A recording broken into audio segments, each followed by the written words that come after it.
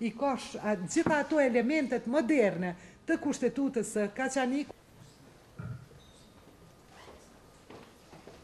Një ditë jo e zakonshme, pra të jetë një ditë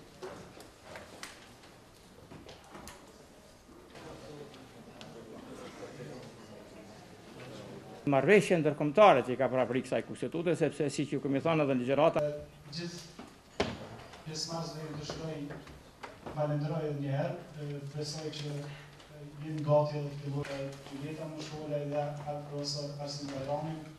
Vlera evropiane, një shtet që e ka një vizion evropian të verifikimit të qëndrueshmërisë së saj, sepse kushtetuta është duke qenë se kemi pas organe dhe institucione të Serbisë.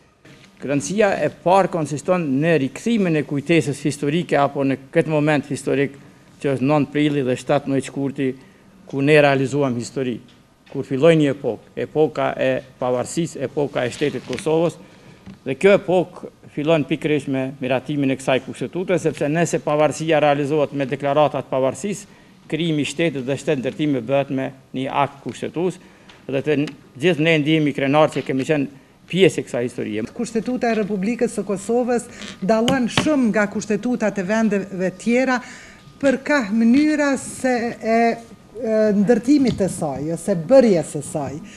Një arsye është se Kushtetuta e Republikës së Kosovës është në të vërtetë është produkt i negociatave shumë vjeçare ndërkombëtare, madje edhe mënyra se si do të organizohet kushtetutbërja në Kosovë është parapar me atë propozimin gjithëpërfshirës për zgjidhjen e çështjes së Kosovës. Një prej elementeve të domosdoshme që është dashur të përmbush ai komision kushtetues ishte që të ketë përfaqësues të organizatave jo qeveritare, të shoqërisë civile, e të mos përbëhet ai komision kushtetues vetëm nga përfaqësuesit e partive politike, po gjithashtu të ketë diversitet gjinor. Dhe gjithë të themi që kjo kushtetut është e moderuar e nivelit madje edhe në stil është shumë e lartë.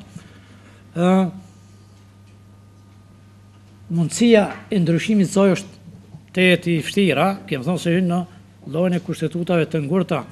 Mirë po, rrethonat objektive ndikojnë që ajo të lëviz nga vendi.